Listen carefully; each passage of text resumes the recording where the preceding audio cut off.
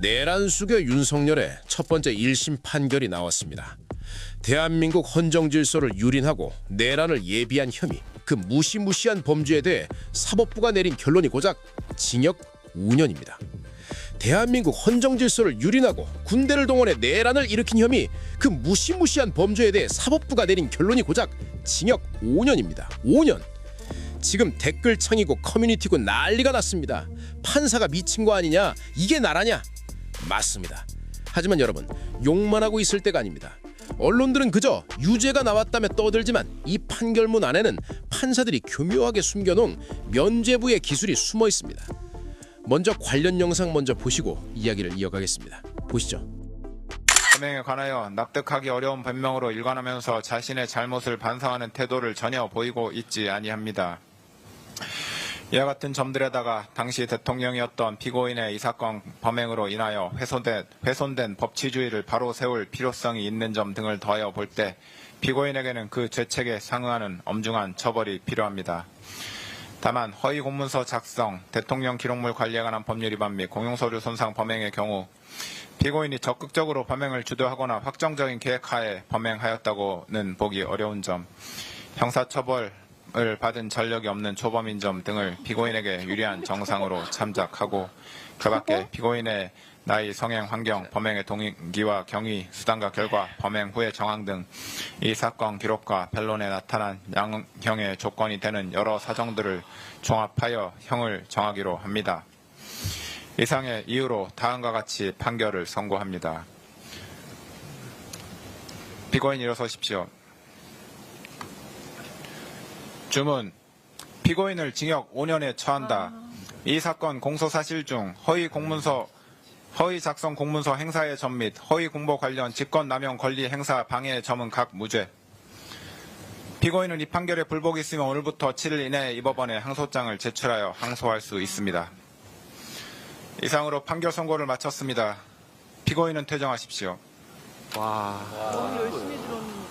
나 이걸 정포범이라니. 한 시간 메모를 이걸 내가 지금 빽빽하게 마지막에 결국은 박은정 의원 예상대로 이게 또 꺾어버리네. 아니 초범 내란을 두 번 어떻게 해? 아니 뭡니까 이거 막판에?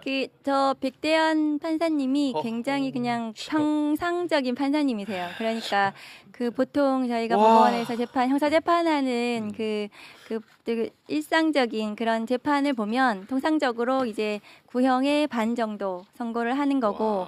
근데 이 판결문의 장중함에 비추어 보면 이 선고형은 너무나 약한 선고형인 거죠. 아니 설명하고 왜 달라요 마지막에? 그렇습니다. 그러니까 그럼에도 불구하고 그 최고형을 본인은 선고한다. 이런 취지인데 이 선고형은 국민 법감정에 너무나 맞지 않는 형이죠. 특검이 저는 항소해야 된다고 생각합니다. 물론 무죄 부분에 대해서도 항소해야 되는 거고요. 예. 초범. 초범으로 꺾어버리네 막판에. 치트키는 초범이. 저게 이제 장량감경 사유이거든요. 그래서 장량감경 사유 중에 이제 뭐 초범이라든가 피고인의 나이라든가 성행이라든가 뭐 이런 것들이 당연히 가만히 이제 되는 것이 이게 통상적인 재판에. 아니 그건 맞는데 아니 의원님, 뭐 저는 뭐 법은 잘 모르지만.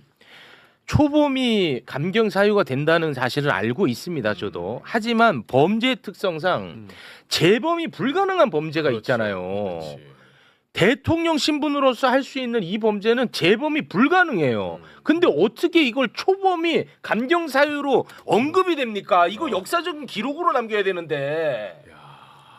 이 판결 자체가 이 의미를 좀 판사님께서 좀 몰각하셨다는 아니 생각이 앞에는 듭니다. 의미를 너무 잘 알던데. 맞아. 이게 이제 그냥 일반 형사 사건처럼 재판을 하셨다고 생각이 드는데, 그럼에도 불구하고 약간 의미 있는 것은 이게 지기현 판사의 내란수계 그 사건에 굉장히 중요하게 영향을 줄 수 있는 부분이 두 개가 나왔습니다. 어떤 부분이죠? 그러니까 내란죄의 수사권, 그러니까 공수처의 수사권 관련해서 피고인의 뻘소리들을 전부 다 기각을 하셨고, 해버렸어요. 그리고 그 내란죄 구성 요건에 있어서 국무회의가 위헌 위법했다는 것을 명시적으로 판단해 주셨어요. 그래서 이 내란 우두머리는 뭐 그것이 무죄가 날 수가 절대 없는 이 판결에 의하면 그런 부분을 잘 짚어주신 부분이 있습니다. 저도 이제 그 부분에서 굉장히 조마조마하더라고. 예를 들어 공수처의 수사권을 인정 안 해버리면 뒤에 건 다 날아가기 그렇죠. 때문에 조마조마했었고 영장 발부에 있어서 그 관할권 문제를 계속해서 지적을 했었는데 그 또한 역시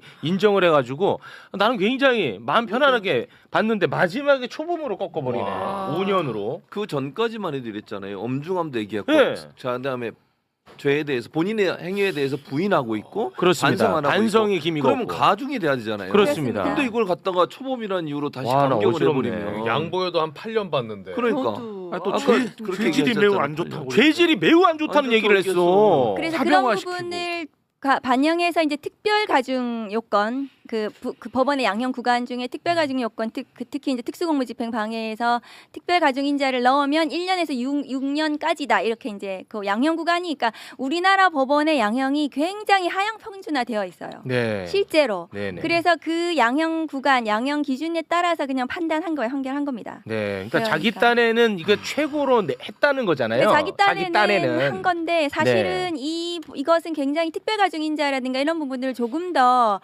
그 재량을 발휘해서 훨씬 더 높게 선고할 수 해야 되는 사안이었던 거죠. 아, 그래도 초범보다 차라리 뭐 심심미약도 아니고 무슨 초범입니까 진짜. 그리고 아니 지금 그러니까 검사하면서 법 다 피해 왔고 야. 그다음에 대통령 하면서 자기가 죄를 저질러도 한 번도 제대로 처벌을 받지 않았는데 그리고 특히 내란은 진짜 한 번밖에 할 수 없는 거 아닙니까? 그러니까요. 대통령을 처음 했고 대통령 네. 한 번밖에 할 수 없고 계엄은 한 번 하고 처음 할 수밖에 없는 건데 네. 그 이걸 얘기는 가지고- 안 했어야 돼. 아니 마지막에. 진짜 어. 아, 근데 깎아주려니까 그런 얘기를 한 거잖아요. 결국. 근데 그 얘기를 안 했어야 됩니다. 더 이거는 화가 나요. 재범이 불가능한 범죄라는 사실을 인식을 해야 돼 판사가. 아니 그리고 내란에다가 나이는 또 뭐야? 나이 먹으면 그럼 깎아줘요? 그거 말이 안 되잖아요. 원래 장량강경이라는 것은 저렇게 전혀 반성하지 않고 범행을 부인하는 경우에 장량강경을 해서는 안 되는 되는 거예요. 거죠. 네. 사실은. 그러니까 이 장량강경은 백대현 부장의 저는 약간 오버였다고 생각해요. 이 장량강경 사안은 아니었거든요. 네. 그런데 이것을 장량강경을 굳이 해가지고 이것을 2분의 1로 강경한 것은 저는 좀 납득이 되지 않아요. 네. 장량 감경이 2분의 1로 하는 거기 때문에 이걸 안 했으면 10년이 나오는 거거든요. 이걸 안 했으면 10년인 10년이 거죠. 나오는 거거든요. 근데 네. 굳이 이걸 해서 5년으로 깎아준 거예요. 그러니까. 절반으로. 네. 아니 그 뭐 이제 화는 저희가 내면 되는데 굉장히 냉철하게 법리적으로 그러면 이 사람은 어떠한 이유로 5년으로 깎은 거예요. 그거를 좀 설명해 주세요. 저는 도저히 모르겠거든요. 1년 1개월에서 11년까지가 양형 구간인 거예요. 네. 지금. 1년에서 그러니까 11년까지. 3개월. 이 백대현 판사가 최고형을 선고하면 11년을 선고할 수 있는 거예요. 네. 그 11년 중에서 반으로 깎은 거죠, 사실은. 예.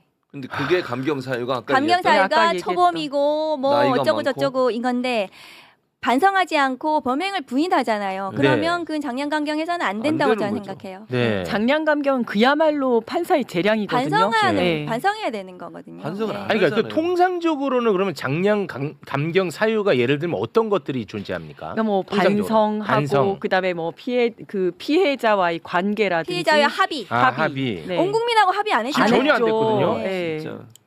그다음에 뭐 초범도 성행, 있겠죠. 초범 이런 네. 거, 예, 전과 이런 거 있고 그다음에 재판 태도도 들어가요?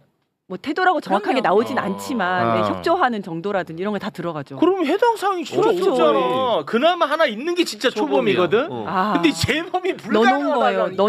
넣어준 거예요. 아, 이 얘기를 빨리 좀 어떻게 이거 전달을 해야 돼 이거. 네, 끝났는데 특검이 아마 오늘 어떻게. 중으로 항소할 거예요. 아, 오늘 중으로 해야 저는 되나? 예, 항소해야 돼요. 특검이. 그래서 와. 저는 최고형, 네. 최고 법정형 받아야 된다. 내가 순간순간 얼마나 맘 졸으면서 봤잖아. 한마디도 안 놓치려고 다 듣고 다 적어놨는데. 판결문은 매우 장중했어요. 예.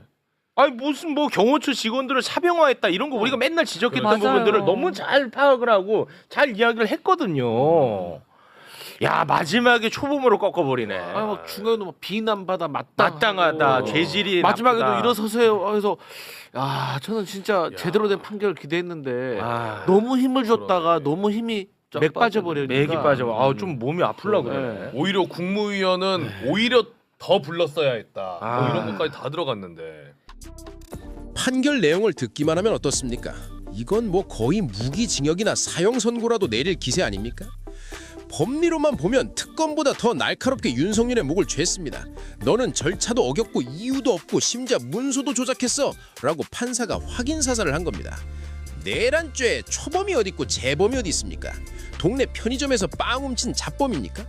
대통령이 군대를 동원해 나라를 뒤집어 엎으려 했는데 처음 해본 거니까 좀 봐줄게. 이게 말입니까? 내란이라는 건 성공하면 왕이 되고 실패하면 역적이 되는 겁니다. 단 한 번의 시도로 국가의 운명이 끝장나는 범죄예요. 그런데 이걸 두고 전과가 없으니 깎아준다? 이건 마치 자폭 테러범한테 자폭은 처음이시죠? 다음엔 안 그러실 거죠? 그럼 감형해드리겠습니다 라고 말하는 것과 똑같은 궤변입니다. 사법부가 스스로 내란죄의 무게를 좀도둑 수준으로 격화시켜버린 겁니다. 더 소름 돋는 건 바로 장량감경이라는 꼼수입니다.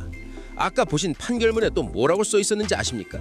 피고인은 납득하기 어려운 변명으로 일관하며 반성하지 않는다고 판사 스스로 적어놨습니다. 법조계 상식 중에 상식입니다. 반성하지 않는 피고인에게는 판사 재량으로 깎아주는 장량감경을 절대 적용하면 안 됩니다. 오히려 괘씸죄로 가중처벌을 해야죠. 그런데 재판부는 10년 때려야 할 걸 반성도 안 하는 사람한테 초범 딱지 하나 붙여서 5년으로 반토막을 내줬습니다. 이게 뭘 의미할까요? 겉으로는 우리는 법대로 엄정하게 판단했다는 생색은 다 내고 뒤로는 기득권 카르텔을 위해 실질적인 탈출구를 열어준 겁니다. 판결문은 명문인데 주문은 쓰레기인 이 기괴한 모순. 이것은 사법부 내부에 여전히 뿌리 깊게 박혀있는 보수 기득권 수호 본능이 작동한 결과입니다. 유죄는 주되 죽지는 않게 하라. 이것이 그들의 지령 아니었겠습니까? 사법부가 스스로 증명했습니다. 법리는 알지만 정의를 실현할 용기가 없다는 것을요.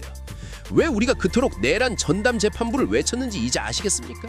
저들에게 맡겨둬서는 나라를 팔아먹어도 초범이라며 솜방망이 처벌할 게 뻔하기 때문입니다. 저들이 던진 5년이라는 숫자에 좌절하지 마십시오. 오히려 저들은 자신들의 바닥을 드러냈습니다. 이제 공은 우리에게 넘어왔습니다. 이 말도 안 되는 초범 감경의 궤변을 깨부수고 진짜 정의를 세우는 길 끝까지 추적하고 함께하겠습니다. 오늘 판결 분석이 피를 끓게 했다면 구독과 좋아요로 함께 분노해 주십시오. 진실의 힘을 믿습니다. 감사합니다.